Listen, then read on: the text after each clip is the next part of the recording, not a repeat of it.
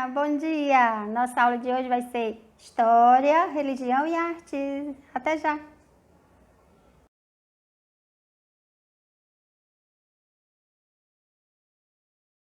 Olá pessoal, nossa aula de História vamos falar sobre a organização dos municípios. Em geral, um país é dividido em estados e municípios. No Brasil, a maioria dos municípios é formada por um espaço rural e por um espaço urbano. É importante saber como eles são organizados para compreendermos melhor o lugar onde moramos. Aí aqui vem conhecendo os municípios. Eles são formados geralmente pelo espaço rural e espaço urbano. E vamos ver agora como é o espaço rural. No espaço rural de um município podemos encontrar vegetação natural, plantações, criações de animais e fazendas. As moradias e construções costumam ficar bem afastadas uma das outras. Aí vemos agora o espaço urbano. O espaço urbano de um município é geralmente caracterizado pela grande aglomeração de pessoas que vivem em construções próximas das outras. Além disso, esse espaço apresenta geralmente muitas edificações e constantes trânsito de pessoas e veículos. Aí é onde vem os bairros. O município é normalmente dividido em bairros. Essa subdivisão permite melhorar a organização administrativa da cidade. É nas cidades que tem os grandes estabelecimentos comerciais, né? É lá onde tem a aglomeração de trânsito de pessoas. E no espaço urbano é onde existem muitas construções, que é próxima das outras. E trânsito de veículos, né? Que na cidade é o maior do que no campo, onde tem os transportes coletivos, que costuma ser muito utilizado. Aí vem os espaços públicos. Nos municípios existem locais que são de uso comum entre os moradores. Todas as pessoas têm o direito de frequentar esses locais e de usufruir dos serviços que neles nos são oferecidos. Os espaços públicos diferenciam dos espaços privados, pois são controlados e administrados pelo governo. Por exemplo, na prefeitura, onde fica a sede do poder executivo do município, onde as decisões administrativas são tomadas pelo prefeito e seus assessores. Aí vem as escolas públicas, que oferecem educação gratuita aos moradores do município, além de representarem um espaço de convivência e de toda a comunidade. Nos museus, por exemplo, devemos seguir o horário de abertura e de encerramento. Nas bibliotecas, além do horário, devemos manter a organização dos livros e do silêncio. Desse modo, essas regras possibilitam que os espaços públicos sejam utilizados com respeito. É importante saber que é responsabilidade de todo cidadão contribuir para a manutenção desses espaços. As bibliotecas públicas, a população tem acesso, né, a materiais como livros e revistas. Além de alguns municípios, são disponibilizados locais para estudo e também acesso à internet. Aí vem as praças, que são espaços de convivência e lazer. Em muitos municípios brasileiros, elas recebem artistas de rua e vendedores ambulantes. Agora vamos ver o cotidiano do município em outras épocas. Você imagina como era o cotidiano das pessoas nos municípios em outras épocas? Historicamente, esses locais sempre foram marcados por atividades de lazer e trabalho. Muitas pessoas trabalhavam na cidade como vendedores ambulantes e operários de indústrias. Entre as atividades de lazer estavam as apresentações teatrais, as exposições e os cinemas. O transporte de mercadoria produzidas no campo era feito para as cidades por meio das ferrovias ou estradas rurais. No início do século XX, muitos trabalhadores do campo eram imigrantes. Naquela época, era comum crianças ajudarem na produção agrícola e nos serviços da fazenda. Aí vem agora os problemas dos municípios. No Brasil, a maioria dos municípios apresentam diversos problemas. Vamos conhecer algum deles? No espaço rural e de um espaço urbano. O desmatamento de grandes áreas destrói o habitat de muitos animais e, além disso, pode alterar o clima da região. A utilização de agrotóxicos em excesso pode causar problemas para a saúde da população. A falta de infraestrutura, como serviços relacionados à rede de luz e de esgotos, é um problema que atinge a população do campo. A poluição dos rios mata muitos animais e afeta a qualidade da água usada para a população. A desigualdade social é a evidência nas cidades. A população de baixa renda vive em moradias precárias, enquanto as pessoas de maior poder aquisitivo vivem em moradias confortáveis. O lixo produzido em grandes quantidades, quando depositado em locais impróprios, polui o ambiente. O trânsito intenso de veículos gera poluição e componentes da qualidade do ar e da cidade. Muitas pessoas vão para as cidades em busca de trabalho. Geralmente não há emprego para todos e que geram um grande número de desempregados. Esses são os problemas. Aí vamos aqui. As cidades têm história. Todas as cidades têm história. Para conhecer a história de uma cidade, podemos analisar diferentes fontes históricas, como fotografias, mapas antigos, livros, cartas, pinturas e relatos de moradores. A história de uma cidade. Palmas, a cidade mais jovem do Brasil. Ela foi criada com o objetivo de povoar e de desenvolver a região norte do Brasil. Ela é considerada a cidade mais jovem do país, pois sua fundação ocorreu em 20 de maio de 1989. Antes dessa data, havia uma grande fazenda nessa área que foi comprada pelo governo do Tocantins com a finalidade de construir a cidade de Palmas por um tempo. A sede do governo do estado foi nessa fazenda. Nessa antiga sede funcionava atualmente o Museu Histórico de Tocantins, fundado em 2002. O edifício é patrimônio cultural do estado do Tocantins.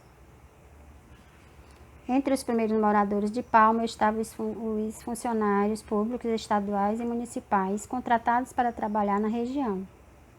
Muitos migrantes de diferentes regiões brasileiras também se estabeleceram na cidade em busca de emprego e de melhorias condições de vida. Palmas foi construída em meio à vegetação do Cerrado e era cortada pelo rio Tocantins, mas o rio foi represado no ano de 1998 para que fosse construída uma usina hidrelétrica. Foi assim que nasceu o Lago de Palmas e, por causa de sua paisagem natural, a cidade é considerada a capital ecológica do Brasil e recebe muitos visitantes turistas. A formação das cidades. Na história que você leu, Caio descobre diversas informações que fazem parte da história de Palmas, cidade onde ele vive. Ele descobriu, por exemplo, que Palmas tem uma história recente se comparada à história da maioria das cidades brasileiras. Percebeu também que Palmas foi povoada por pessoas de diferentes regiões do Brasil que buscavam mais oportunidades. As cidades podem ser formadas por diferentes motivos. Em alguns casos, eles são originados a partir de eventos significativos, como a criação de uma indústria ou de uma empresa. Também pode surgir a partir de agrupamentos naturais de pessoas, das antigas vilas coloniais ou por meio de planejamentos urbanos, como é o caso do exemplo que lemos. Aí vamos agora. Fontes que contam a história das cidades. Podemos conhecer a história das cidades por meio das fontes históricas. Podemos chamar de fontes históricas tudo aquilo que é produzido pelos seres humanos no decorrer do tempo e que pode ser utilizado para obter informações sobre o passado. Veja aí a imagem da igreja de São Francisco de Paula, na cidade do Rio de Janeiro, do ano de 1905, e a mesma igreja atualizada, né? Aí vem fotografias como as mostradas da página ao lado. Existem outros tipos de fontes históricas que podemos nos fornecer diversas informações sobre as ações das pessoas nos lugares onde viveram. Aí, no caso, é o jornal Plebe, do ano de 1927, o livro didático de 1968, um brinquedo de cerca de 100 anos atrás, umas moedas brasileiras do ano de 1869 e a planta da cidade do Rio de Janeiro no ano de 1831. Essas histórias contadas por nossos pais e avós são relatos orais, né? Os relatos orais são considerados fontes históricas. Por meio de entrevistas, depoimentos e histórias contadas, uma pessoa ou um grupo de pessoas transmite as suas memórias sobre o passado. Aí vem agora para patrimônio material e imaterial. Conjunto de edifícios, monumentos e objetos artesanais, é chamado patrimônio material. Há também o patrimônio imaterial, que se refere aos saberes, às manifestações e às formas de expressão de uma sociedade. Por exemplo, o seu modo de preparar determinadas comidas, suas lendas e suas danças. O frevo é uma dança típica do estado de Pernambuco. Essa dança, que surgiu há mais de 100 anos, é uma forma de expressão considerada patrimônio cultural e material. Outros marcos históricos da cidade. Além dos patrimônios em muitas cidades, existem outros marcos históricos que também são registros da memória regional. As ruas e praças, por exemplo, podem ser nomeadas de acordo com pessoas consideradas importantes para a cidade ou para a região. Pronto, gente. A nossa aula fica por aqui. Tudo de bom para vocês. Um beijo bem grande, galera. Até a próxima aula. Bye!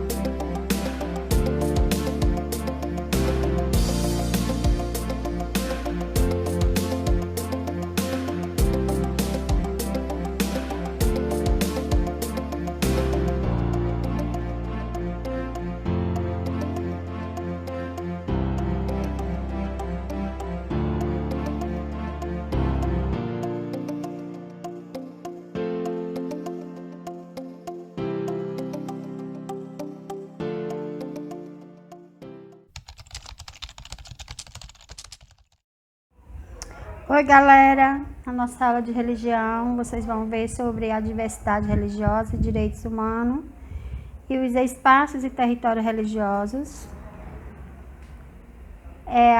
O capítulo 1 e 2. A natureza é feita de diversidade, existem árvores de todos os tipos, plantas baixas, médias e altas de várias espécies. Um jardim é um espetáculo, flores de inúmeras tonalidades de cores de diferentes formas e finalidades. De maneira semelhante, cada ser humano é diferente um do outro, cada um com sua própria forma de compreender a vida, de acreditar e de vivê-la. Africanos, americanos, indígenas, asiáticos, europeus, todos juntos formam a humanidade. sabemos que as pessoas têm diferentes formas de pensar e de viver. É de se esperar que existam também diferentes religiões. Como as religiões podem ser de vários tipos, temos as religiões monoteístas e as politeístas. Monoteísmo é a crença de um único Deus, onipotente, onipresente e onisciente. Os monoteístas acreditam que o universo e tudo o que há nele foram criados por um único Deus. E o politeísmo é cerca em vários deuses que eles creem. Os politeístas acreditam que os vários segmentos da natureza foram criados por divindades diferentes. Aí vem o cristianismo. O cristianismo é a religião com o maior número de fiéis no mundo. Hoje conta com aproximadamente 2,2 bilhões de seguidores. É uma das religiões abraâmicas, ou seja, cuja origem comum é identificada na figura de Abraão. Aí vem o islamismo, é a segunda maior religião do mundo, tendo aproximadamente 1,57 bilhões de seguidores, assim como o cristianismo também é uma das 3 religiões chamadas abraâmicas. Os seguidores do islamismo são chamados de muçulmanos, que adoram ao único Deus, Alá. Segue os ensinamentos do Alcorão e os exemplos normativos de Maomé, considerado por muitos como fundador do islamismo por volta do século VII. Aí vem o judaísmo, é uma religião monoteísta mais antiga do mundo, contando com 12 a 13 bilhões de seguidores. Assim como o cristianismo e o islamismo é uma religião abraâmica. A fé judaica se fundamenta em viver de acordo com as leis dadas por Deus a Moisés. Segue a Torá, que é seu livro sagrado, e o principal foco dos judeus é o pacto com Deus, tendo por consequência as leis e as tradições judaicas. Aí vem o hinduísmo. O hinduísmo é uma religião politeísta, é uma das mais antigas do mundo. O número de seus seguidores aproxima-se de 1 bilhão de fiéis espalhados por vários países, embora a maior concentração de hindus encontre-se na Índia. Vem o budismo, é considerada a 5ª maior religião do mundo, com aproximadamente 500 milhões de seguidores. Seu fundador foi Siddhartha Gautama, que é o Buda, filósofo oriental que viveu por volta de 563 a 483 a.C. Aí vem o candomblé, que é uma das religiões de matriz africana mais praticada no Brasil. O número de seus seguidores ultrapassa de 3 milhões no mundo todo. Aí vem o Umbanda, é uma religião de matriz africana que mistura vários elementos de outras religiões, como o cristianismo, culto aos orixás africanos, além de espíritos indígenas. É uma religião criada no Brasil, considerada uma religião brasileira por excelência. Aí vem religiões indígenas. No Brasil existem muitas variações de práticas religiosas indígenas devido ao grande número de tribos distribuídas no território brasileiro. Possui pontos em comum como crença em uma divindade superior, crença em espíritos e elementos da natureza. Agora vamos para espaços, territórios e religiosos. Aí vem os lugares sagrados, né? Que é lá. O que faz com que um lugar se torne sagrado é a hierofania, significa manifestação, ou seja, a manifestação do divino naquele lugar.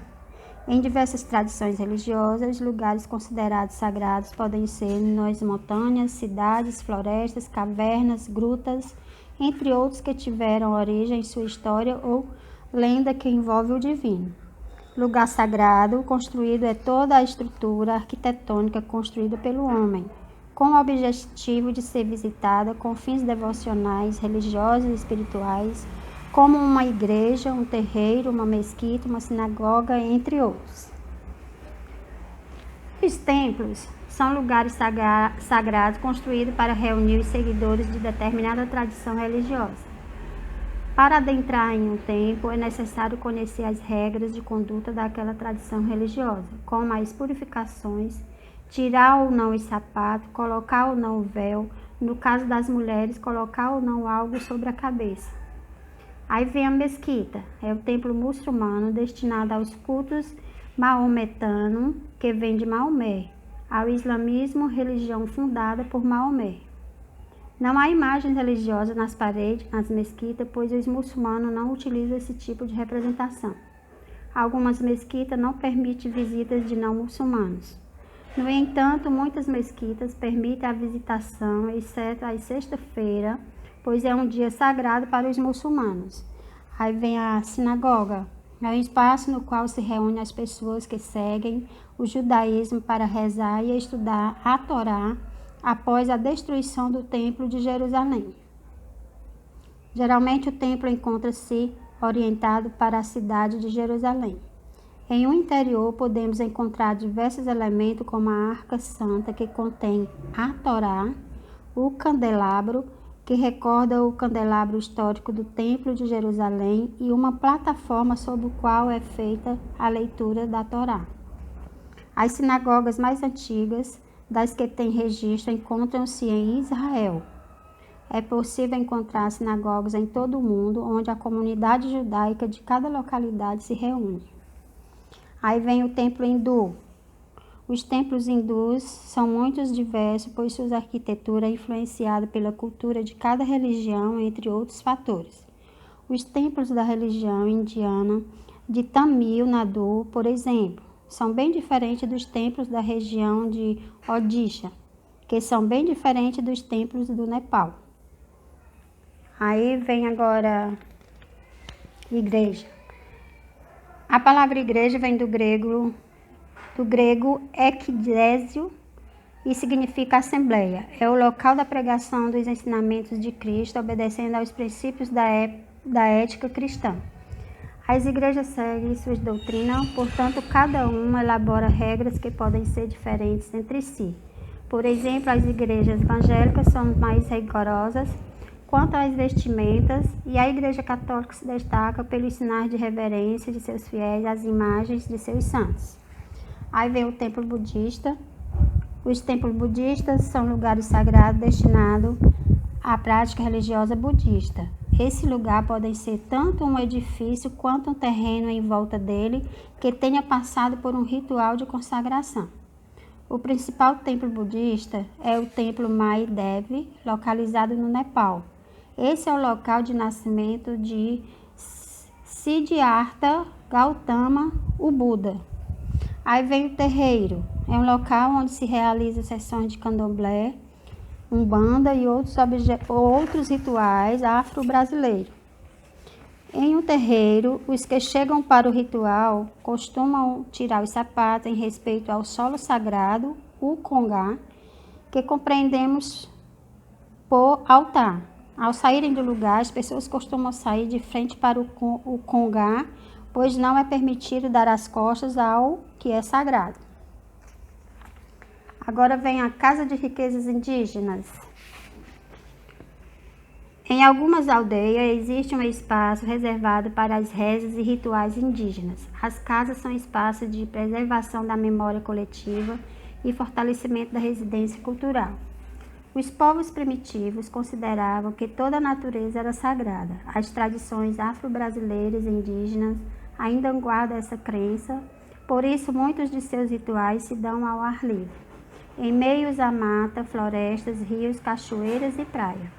A liberdade religiosa é um dos direitos fundamentais da humanidade. De acordo com o artigo 5º, inciso 6º da Constituição Brasileira, é inviolável a liberdade de consciência e de crença, sendo assegurado o livre exercício dos cultos religiosos e garantida na forma da lei a proteção aos locais de culto e suas liturgias.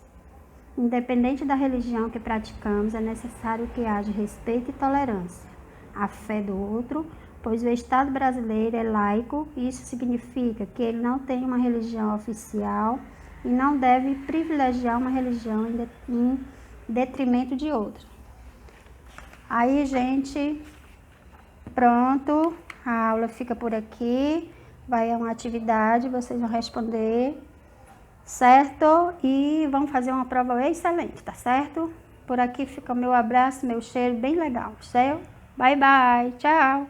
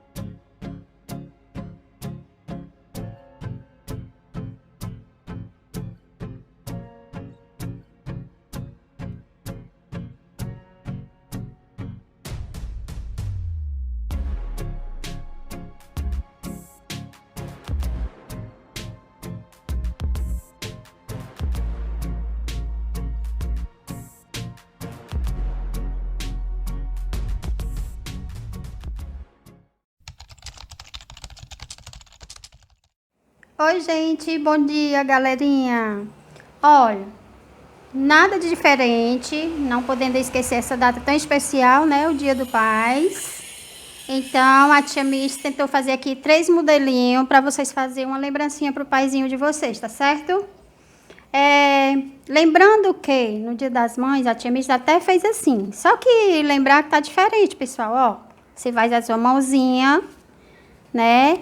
E quando você abre, você escreve aí o que você quiser. Por exemplo, aqui, você é meu herói. Quando você fecha, ó, tem pai, você é meu herói. Aí, se você quiser, você faz da maneirinha, ó, que você achar legal, viu? E vou, inclusive, alguns de vocês têm um modelinho por aí. E outra coisa também, eu fiz essa gravatinha, gente. Olha lá que a tia Miss não é muito esperta nisso aqui, mas eu acho que ficou legal. O importante é a simplicidade que você tem de fazer, o carinho. E eles vão ficar muito felizes, viu? Vão gostar de verdade. Aí eu vou mostrar esse aqui. Ele é um cartãozinho. Que quando você abrir aqui, ó, você escreve, faz um bilhetinho, uma cartinha, uma frase. Você enfeita. Se quiser desenhar dentro, você faz, ó. Aí ele é abertinho assim. Você pega um pedaço de cartolina. Pode ser até mesmo uma dessas folhas de papel ofício, essas folhinhas brancas, né? Então, a medida dele, ele é aberto assim. Quando você pegar uma réguazinha, né? O material aqui que a gente usa vai ser essa régua, a canetinha, a tesoura e a cola. Aí, quando você medir, vai dar 30 centímetros aqui, certo? E o tamanho aqui vai dar 21 centímetros. Essa partezinha aqui, que forma a letrinha P, 8 centímetros, certo? E daqui pra cá, vai dar 13 centímetros. Aí você corta bem direitinho, quando você observar, tá aí, feita a sua lembrancinha, viu? Eu creio, pessoal, que eles vão gostar muito. Tudo que a gente faz com carinho, com muito amor, é muito legal. E essa aqui você vai ter sempre um coraçãozinho, né? Tá aqui, ó, coraçãozinho para você fazer na mãozinha. E aqui aquela tirinha que eu já ensinei vocês fazerem também. Vai dobrando, ó, dobra dessa forma. E escreve a frase que você quiser. Papai, você é meu herói. Papai, eu te amo muito. Papai, você é tudo para mim. Aí você escreve da maneira que você quiser. E aqui você pode montar 2 coraçõezinhos. Aqui eu fiz, ó. Você enfeita aí a lembrancinha do papai do jeito que você quiser, pessoal. Olha, aqui é simples, mas eu tenho certeza que com o material que vocês podem ter em casa, vocês vão fazer bem tranquilo, tá bom? Desejo tudo de bom. Abracem bem o paizinho de vocês, que ele tenha muita saúde. E se Deus quiser, tudo vai passar, certo? Beijo, crianças, para vocês. Bye!